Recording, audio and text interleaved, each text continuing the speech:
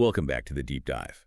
Today we're digging into the latest regulatory and financial filings, specifically from Dominion Energy, let's call them D, and their big Virginia utility subsidiary. Virginia Electric and Power Company, or VP. VP. We're looking squarely at their Q3 2025 disclosures. And, our goal isn't just to read off the numbers. We want to navigate this, well, pretty complex financial and regulatory stuff. We're zooming in on two big forces shaping things right now. Yeah. First, the aftermath of them selling off big parts of their business. The divestitures, yeah. And second, these massive costs tied to their big offshore wind project. Yeah. It's really a deep dive into how a company like this handles huge change. Absolutely. And this filing, it's pretty critical timing-wise. It really captures Dominion right after they wrapped up selling those non-core gas units, East Ohio, Questar Gas. Right, simplifying things. Exactly. But at the same exact time, they are deep into one of the biggest capital spending cycles in the whole utility sector. And it's dominated by regulated green infrastructure projects. So you really need to look past that headline earnings number. We need to focus on the quality of those earnings, the cost pressures they're feeling, inflation, growing. And these really high-stakes arguments happening right now with the Virginia regulators about rate increases. Okay, let's start with that headline number then. Net income for D. It saw this really substantial jump year-to-date through Q3 2025, up $531 million. That's, 28%?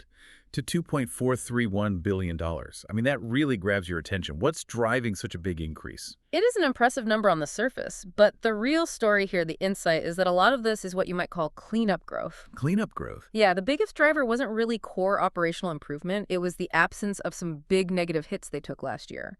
Specifically, market impacts on their pension plans that dragged down 2024 numbers. Ah, okay. So without that drag, 2025 looks better almost by default? Precisely. It makes the comparison look, maybe artificially strong. Now, there were some other positive factors, too. Better returns on existing capital investments. Those rider equity returns. Right. And also a decent boost, about $125 million from renewable energy tax credits. Got it. So good news driven mainly by avoiding past issues and taking advantage of tax rules, not necessarily a surge in the core business profit. That helps strain the earnings quality. But you mentioned headwinds, too. What was dragging performance down this year? Yeah, there were three main things working against them. First, remember those asset sales we mentioned? East Ohio, Questar Gas, PSNC. They closed in 2024. Strategically, that makes sense. Simplification. But financially, it meant a $200 million drop in net income from what they call discontinued operations in 2025. Wait, hold on. So they sell these businesses to simplify, which sounds good. Right. Long-term strategy. But the immediate result is reporting $200 million less income because that revenue is just gone. How do you sell that trade-off? It's a classic regulated utility play, really. You sacrifice some near-term, maybe less predictable revenue for long-term stability. And you get a cleaner focus on the core regulated utility VP in this case, which isn't as exposed to, say, gas price swings. They're betting on that pure play regulated model, even if it hurts the income statement a bit upfront. Okay, makes sense strategically. What were the other headwinds? The second one was pretty straightforward. Bad weather. VP reported higher charges, about $70 million more in O&M costs, tied to storm damage and getting the power back on. Ouch. Always a risk in the utility business. Always. And the third headwind ties directly into their future strategy. The deal involving their big offshore wind project, CVOW. Remember, they sold a 50% non-controlling interest to an investment firm, Stonepeak. Right. How does that Stonepeak deal affect how D reports its earnings today? Well, selling that 50% stake means Stonepeak now shares in the project's future upsides and downsides. But critically for this filing, it means only half of the project's ongoing costs. And as we'll see, half of certain regulatory charges actually flow through to Dominion's consolidated net income. It effectively cuts the immediate financial hit for D shareholders in half. That's a perfect transition. The balance sheet looks cleaner, maybe simpler. But let's talk about that massive project that really defines their future. The Coastal Virginia Offshore Wind, or CVOW project, 2.6 gigawatts. Yeah. Huge. Expected online late 2026. What's the latest price tag on that beast? Right now, the estimated total project cost is pegged at approximately $11.2 billion, and that's excluding financing costs. $11.2 billion. Just let that sink in. That's astronomical. It really speaks to the scale of these modern green energy builds, and what's really important here is that this $11.2 billion estimate already tries to account for some significant trade-related cost pressures. Okay, let's unpack that specific cost pressure. Geopolitics. Trade wars impacting a utility project. The source filings highlight a pretty recent substantial cost increase directly because of tariffs. What's going on there? Yeah, this is where it gets, well, really interesting. And frankly, adds a layer of risk you don't normally associate with stable utilities. That total project cost estimate, it jumped by $0.3 billion just since their August 2025 update. $300 million, just like that. Just like that. And the filings are specific. This increase is directly tied to their current projections for tariffs on imported equipment. We're talking components coming from places like Mexico, Canada, the EU, or stuff containing certain types of steel. Basically, global supply chain friction is hitting their budget, expected through the end of 2026 when construction should wrap up. Wow. And what if these trade issues, these tariffs don't go away? What if they stick around through 2026? Well, the filing estimates that if the current tariff situation persists, the project costs could balloon by another $0.2 billion. Possibly more. So an extra $500 million potentially, just from tariffs. Potentially, yes. It really highlights the significant geopolitical risk baked into this $11 billion budget now. Okay, so the big question. Who pays for these tariff costs? The company. Yeah. Shareholders. Customers. Given how Virginia regulates things, that cost-sharing mechanism, what's the immediate hit to VP's bottom line? And this is where you see that regulatory friction really bite. VP had to record a pretty significant charge year-to-date of $224 million. That's for costs they do not expect to recover from customers. Why enough? Because the Virginia State Corporation Commission has rules about cost sharing. They basically cap how much customers can be charged for certain cost overruns. And apparently, these tariff-related increases fell outside what's considered recoverable under that cap. $224 million they might have to eat. But circling back to that Stone Peak deal. Exactly. That's the project-level reality. $224 million potentially unrecoverable. But because Stone Peak holds that 50% non-controlling interest... Only half of it hits Dee's income statement. Right. Only $112 million actually flowed through to Dominion Energy's consolidated net income. That partnership structure definitely cushioned the immediate financial blow for Dee's investors this quarter. Okay, we've talked construction costs. Now let's shift to getting approval to pay for everything. The 2025 biennial review in Virginia. This sounds critical. VP is asking for a pretty big base rate increase. What's their main argument to the regulators? Why do they say they need more money from us, the customers? Their core argument really hinges on their return metrics, their profitability, essentially.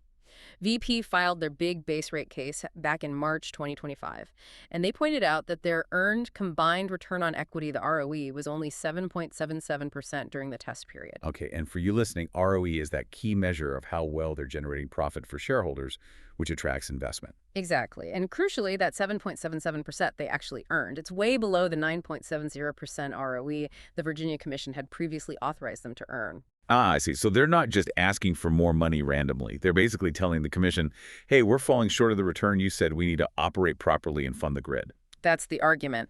They're saying they need higher rates to bridge that gap and get back to a level that supports investment. So what are they asking for specifically? What kind of rate increase gets them from 7.77% back up? Well, they're actually asking for a new, higher target ROE of 10.40%. Wow, 10.40%. That's quite a jump.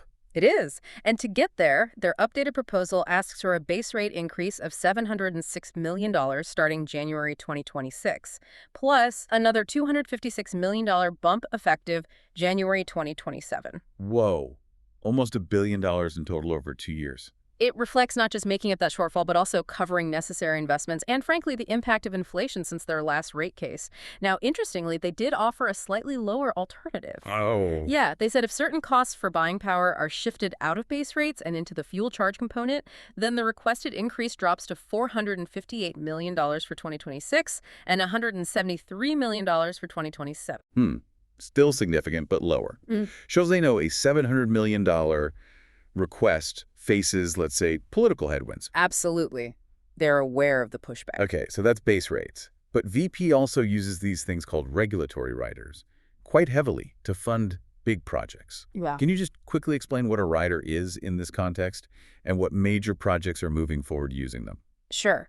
Think of a rider as a separate, dedicated funding stream on your bill. It allows the utility to recover costs for specific, big, pre-approved capital projects outside of that main base rate case we just talked about. So it lets massive, multi-year projects get funded on a predictable schedule. Exactly. It provides cost recovery certainty for things like grid modernization or building new power plants. And right now, we're seeing a huge surge in solar and battery storage projects moving through these rider mechanisms. For instance, VP already got approval for 208 megawatts of solar. That's about a $605 million investment. And they've also filed for permits, these things called CPCNs, for a lot more. Another 845 megawatts of solar plus 155 megawatts of battery storage. That's estimated to cost roughly $2.9 billion combined. Wow, nearly $3 billion in just solar and storage filings. Yeah. And the big one, CVOW, does it have its own rider? Oh, yes. Rider OSW, specifically for the offshore wind project. That was just approved for a total revenue requirement of $639 million starting this past September, which was itself a $153 million increase from before. Yeah. Any other big ones? Yeah, another significant one is Rider SNA. That's related to extending the operating licenses for their Surrey and North Anna nuclear power plants. That's a massive undertaking, too, about $1.7 billion over 3 years just for the initial license renewal work. Hashtag Farembo, financing liquidity and exotic risk. Right, funding all this billions in offshore wind, billions in solar, and billions in nuclear life extensions. It takes an absolutely enormous amount of cash. How is Dominion Energy, the parent company, structuring its finances to actually handle this kind of massive spending cycle? Yeah, they're clearly focused on having enough cash on hand and financial flexibility. Liquidity is key. Back in April 2025, they expanded their main line of credit, their joint revolving credit facility, up the limit to $7 billion and pushed the maturity out to 2030. Gives them breathing room. Exactly. And maybe more interestingly, they issued quite a bit of debt year to date, $3.5 billion in notes that included both senior notes and what are called junior subordinated notes. Junior subordinated notes. Those sound a bit different. What's notable about them? Well, they issued $1.5 billion worth that have this unusual feature. Dominion can choose to defer interest payments on them. Defer interest. For how long? For up to 10 consecutive years, potentially. Wow. Why would a big, stable utility want the option to just stop paying interest on its debt for a decade? That sounds drastic. It does sound drastic because utilities usually pride themselves on paying their debts like clockwork. But when you're in the middle of spending this much money, billions and billions, and facing uncertainties like tariff impacts, regulatory decisions, having the ability to temporarily conserve cash flow, even by deferring interest, acts as a crucial safety valve. Ah, okay. So it's less about expecting not to pay and more about having maximum flexibility if things get tight. Precisely. It signals they're preparing for potential cash flow pressure during the peak spending years for CVOW. Gives them room to maneuver if revenues lag or cost recovery gets delayed. Got it. And what about VP, the Virginia utility itself? Did they take any specific steps to shore up their own finances? They did. VP issued $3.5 billion worth of its own common stock directly to its parent company, Dominion Energy. This happened in 2 chunks during 2025, and it needed and got approval from the Virginia Commission. So basically, D injected $3.5 billion of equity capital down into VP. Yes. The stated reason was to make sure VP maintained strong enough credit metrics on its own, so it could still borrow money efficiently to fund all those capital projects we discussed. Makes sense. Okay, finally, let's circle back quickly to the CVOW project one last time. You mentioned this unexpected, almost exotic risk it introduced for a utility, foreign currency exposure. Absolutely. It's not something you typically worry about with domestic utilities, but because they're buying highly specialized components from global suppliers for CVOW, they signed fixed-price contracts in foreign currencies. Specifically, the filings mention contracts worth 2.6 billion euros Wow. and 5.1 billion Danish krone. So changes in the euro to dollar or krone to dollar exchange rate could directly impact the final project cost in US dollars. Fundamentally, yes, that creates significant foreign currency exchange rate risk. Now, they actively manage this. They use financial tools like foreign currency exchange rate swaps to try and hedge, to lock in exchange rates. But it definitely adds a layer of global financial market risk that's pretty unusual for a traditional U.S. utility construction project. Hashtag outro. Okay, let's try to pull this all together. This deep dive into Dominion's Q3 2025 filings. really highlights two sort of parallel big truths, doesn't Yeah. it? On one side, the consolidated financial results, that headline net income number, looks quite a bit stronger. But as we've unpacked, a lot of that gain comes from, well, not having the negative impacts from last year, like those pension costs and from selling off assets. Right. It's stronger, but maybe not entirely due to underlying operational strength, more like cleaning up the books. And then on the other side, the company's entire future seems increasingly tied to this one massive project, the $11.2 billion CVOW offshore wind farm.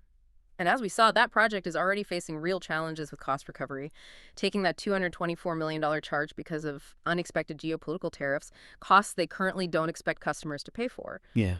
So the core tension here really feels like this huge push for clean energy expansion, clashing with the hard reality of getting stable cost recovery approved by regulators, especially in an environment with trade friction and inflation. Which brings us perfectly to our final thought for you, the listener, to chew on. We just talked about VP taking that $224 million charge for CVOW costs they currently deem unrecoverable from customers, mainly due to those tariffs and cost-sharing rules. So what happens to the whole regulated utility model, a model that's fundamentally built on stability and predictable costs if these kinds of geopolitical tariffs keep driving up global construction costs for essential infrastructure? It really raises a critical question. Can these massive, decade-long clean energy ambitions truly survive prolonged global trade friction and the escalating regulatory risk that comes with it? Does it mean shareholders end up bearing more of the cost burden if state commissions decide they can't keep passing these volatile global costs onto customers? Indeed. It forces you to ask if the nature of globalized supply chains fundamentally changes the bargain, changes how utilities can promise stable rates while undertaking these multi-billion-dollar projects needed for the energy transition here at home. Something to think about.